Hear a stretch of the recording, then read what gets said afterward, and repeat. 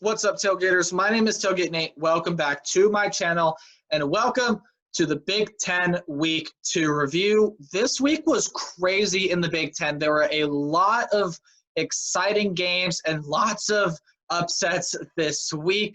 Lots of crazy games, crazy plays, crazy everything this week, and power rankings are going to be a lot of fun to figure out when that video gets uploaded on Tuesday. Again, just as a reminder, the Wisconsin Badgers and Nebraska Cornhuskers did not play this week due to concerns over the COVID-19 virus. Wisconsin has only continued to rise in cases, and they are supposed to make a decision on whether or not they're going to play Purdue on Tuesday. Now, I hope they are going to get to play because I think that could be a phenomenal game. Again, Wisconsin, though, with the players testing positive, are going to have to be out for 21 days. Their season likely seems to be coming to a foregone conclusion if they can't play against Purdue. I feel bad for these players at Wisconsin. Again, Nebraska tried to schedule another game. The Big Ten said no, which I don't fully understand. Why not just let the kids play some football? It's not hurting anyone, but regardless, these two teams were off this week due to concerns over the COVID-19 virus. So who was playing this week? Let's get on. Well, everyone else was playing, but let's get on to the Friday Night Lights game. Minnesota Golden Gophers do not look great. They lose this one 44-45 in overtime against the Maryland Terrapins. They were trying to not give Maryland the football because they look, Maryland looks so much better this week than they did last week against Northwestern. Like, it is not even close. This team looked completely different on the offensive side. On the defensive side, it was more of the same. On the offensive side, you give this Maryland team the ball, they are going to make you pay. Talia played great, almost 400 passing yards, only 9 incompletions with 3 touchdowns and a pick. Had 2 rushing touchdowns as well. Jake Funk, the running back, played well as well. Over 200 yards rushing with a touchdown. And Jayshon Jones and Dante Davis, a combined 10 catches for 204 yards and 2 touchdowns, 1 each. Now, Minnesota did not throw the ball a lot. Only 15 throws by Tanner Morgan for 189 yards and a touchdown. That touchdown goes to Chris Ottman-Bell, who had the majority of the receiving yards, 112 of them, and only 3 receivers caught a pass for Minnesota in this game. But Mohamed Ibrahim was outstanding. 41 carries, 207 yards, and 4 touchdowns. All of those in the first half. But Minnesota, we knew special teams and defense was going to be an issue. But, this team, I think, had higher expectations than what they're putting out on the field. This team was expected to go out and compete in the Big Ten West, and it doesn't look like they're going to do that. But regardless, Minnesota is 0-2. 44-45 is your final score. Again, Brock Walker is going to be seeing that point after in his nightmares for the rest of his life. Missed a game-tying extra point in overtime. Would have sent it to second OT. Who knows what happens from there. Some poor clock management by Maryland at the end of the game. Instead of taking a timeout and just throwing a Hail Mary, they let the clock wind down and go into overtime. So some poor clock management from Mike Loxley's guys. And PJ Fleck and his guys, he has to light a fire under these guys because they're going to have some tough games coming up later. If they get to play Wisconsin, they still have to play Wisconsin. They still got to play a lot of other great teams in the West. Still got to play Northwestern, got to play Purdue. Minnesota has got to get stuff figured out if they want to compete. But this team got a lot to figure out. They lose to Maryland 44-45. The Purdue Boilermakers and Illinois Fighting Illini played in a close one. That's what the score depicts. It was 31-24 as Purdue improves to 2-0, and Illinois falls to 0-2. Illinois had some positive COVID tests before this game started, so they relied on Corin Taylor. They sat out other guys due to contact tracing as well, but 17 of 29, 273, 2 touchdowns, 2 interceptions. Played a decent game, but Aiden O'Connell on the other side did Aiden O'Connell things. Did what he did last week against Iowa, 371 yards, 2 touchdowns, only 6 incompletions. And David Bell, again, that Purdue did not have Rondell Moore when a lot of people thought they would, but David Bell still played amazing. 9 catches, 122 yards, and a touchdown. And you look at this game, the score is deceptive as Illinois fought back towards the end of the game, but this one was all Purdue. And there was no question that Purdue was going to come away with a win here in this game. And if you're an Illinois fan, you're kind of worried about the team. I thought that Illinois could be a decent team this year, but now with the positive test and they're not really playing all that well, Illinois probably going to end up being the bottom team in the power rankings. Spoiler alert, but Illinois just, you got to get stuff figured out if you're Illinois, and they're going to have key guys out for 21 days, but you got to get stuff figured out. And Xander Horvath is emerging as a lead rusher in the Big Ten on that Purdue side, so a lot to take away from this if you're a Purdue fan. You got a big game next week if you're going to play it, but Purdue wins this one 31-24. An upset in the Big Ten. The Michigan State Spartans beat the Michigan Wolverines 27-24 as both teams improve or fall to 1-1.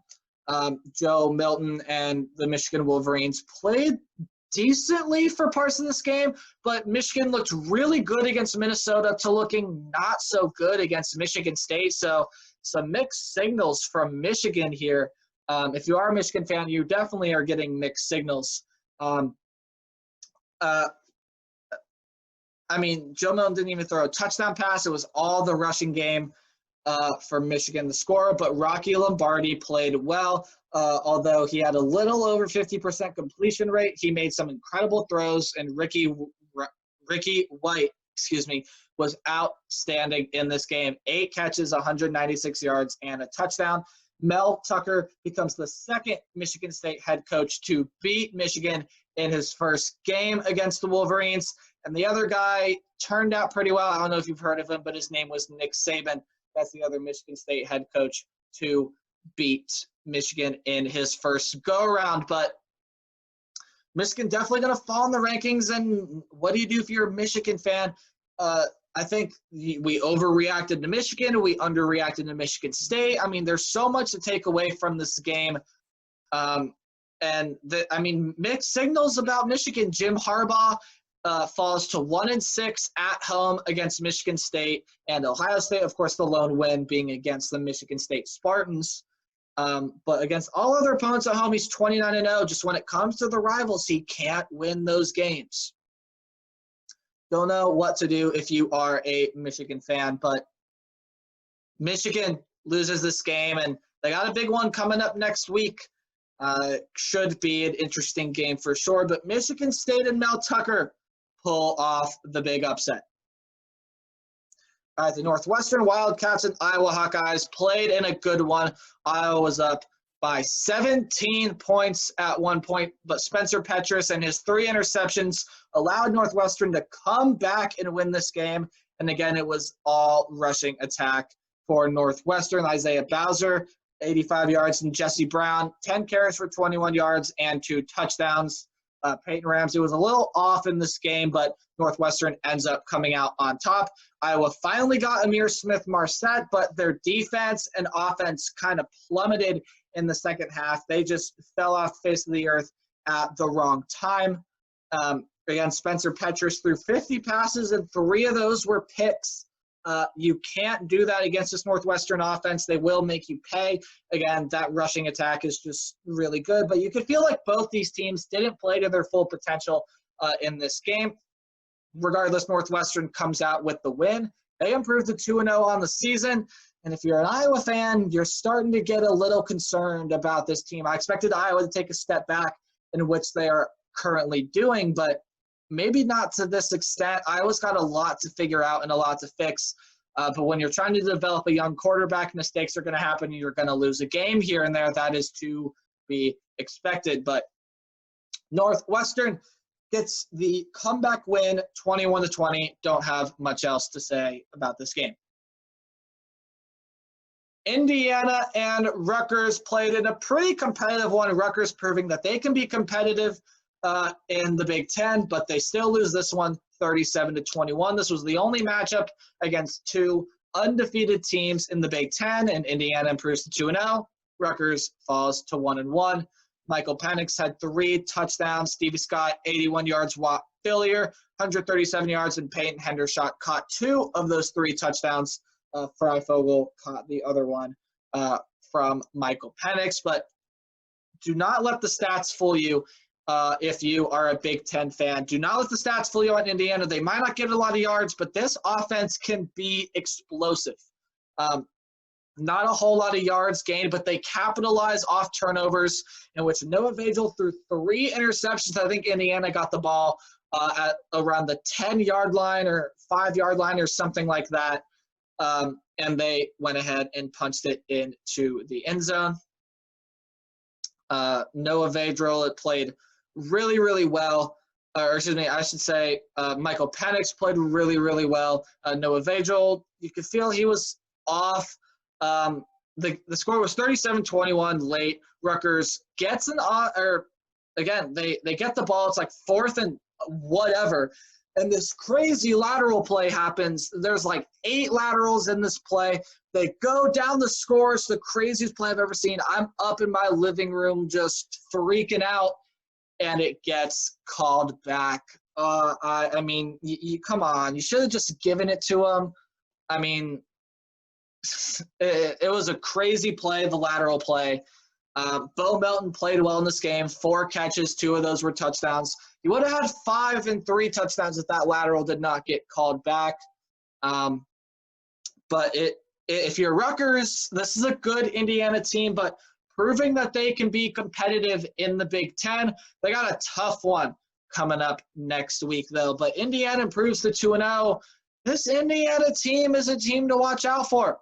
Indiana moving on to improve to 2-0. This team, I mean, everything to take away. If you're an Indiana fan, you played really, really well on both sides of the ball. If you're a Rutgers fan, it's a tough Indiana team, and I don't think Rutgers is quite there yet. You got to limit the mistakes. Again, Indiana wins this one. All right, now we move on to game of the week. It was the primetime game on ABC.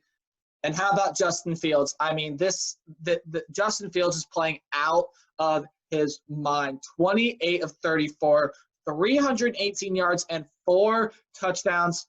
Master Teague, 23 carries, 110 yards, and a touchdown. Chris Olave, Garrett Wilson, their combined stats, 18 receptions, 231 yards, and 2 touchdowns, both of which were caught by Chris Olave. But Garrett Wilson had an end-around play for 62 yards on the first play of the game. It set up plays by Master Teague to punch it into the end zone. Ohio State wins this one 38-25.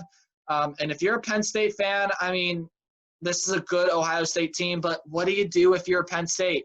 Jahan Dotson played really well, including 2 amazing catches, had 3 touchdowns in this game as well. And those 3 touchdowns, of course, thrown by Sean Clifford. No more touchdowns from Sean Clifford. So all of them caught by Jahan Dotson. 281 yards for Clifford.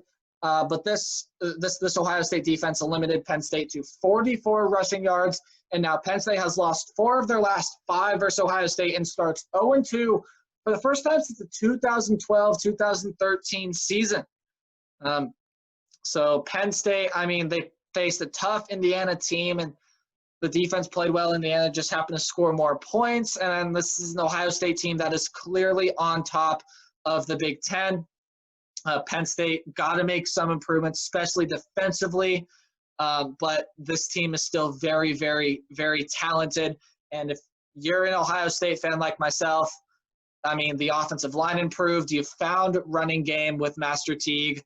Don't think you can be happier if you're an Ohio State fan. This is a very, very nice win as Ohio State improves to 2-0 and solidifies themselves on top of the Big Ten and proves that they are the team that a lot of people thought they were going to be. So go ahead and check and see how the standings shake out here. You look at the standings there. I'm sorry for the glare. I took this in my bedroom, so there's a little glare from my window back here. But again, I'm sorry about that. But Ohio State, Indiana, Northwestern, Purdue are the undefeated teams left in the Big Ten, and there can only be a maximum of 2 Of course, Ohio State, Indiana are going to play later in the year, and Northwestern and Purdue are also going to play later in the year. Wisconsin is also down there at 1-0. They are undefeated as well. My apologies. So there are 5 undefeated teams. Wisconsin, of course, did not play this week. But how about Penn State being at the bottom of the table? And all those 4 middle teams you see there in the East are all 1-1. Rutgers has the tiebreaker over Michigan State. Michigan State's got the tiebreaker over Michigan, and Michigan just is a better team overall than Maryland. And I mean, this is how the standings have shaken out. Again, it's still pretty early, only 2 games in, so Penn State still could rise, but this is the standing board so far. So that is going to do it for my week 2 review. Thank you guys so much for watching. Please leave a like on this video. Also consider subscribing if you are brand new to the channel or you just enjoy my content. I see in my analytics that a lot of you that watch my videos are not subscribed. So please just do me a favor, hit that subscribe button. It's free. You can always unsubscribe. Go ahead and click it for me. Also leave a comment down below. Tell me your thoughts on this week in the Big Ten. It was kind of a crazy week as I just went through. Just comment down below. Also share this video with everyone you know. I'm trying to grow the channel as big as possible, so share this channel with people who like Big Ten football as much as you and I. Remember to play hard, but tailgate harder, and I'll see all you guys on Tuesday with my Big Ten power rankings. Goodbye.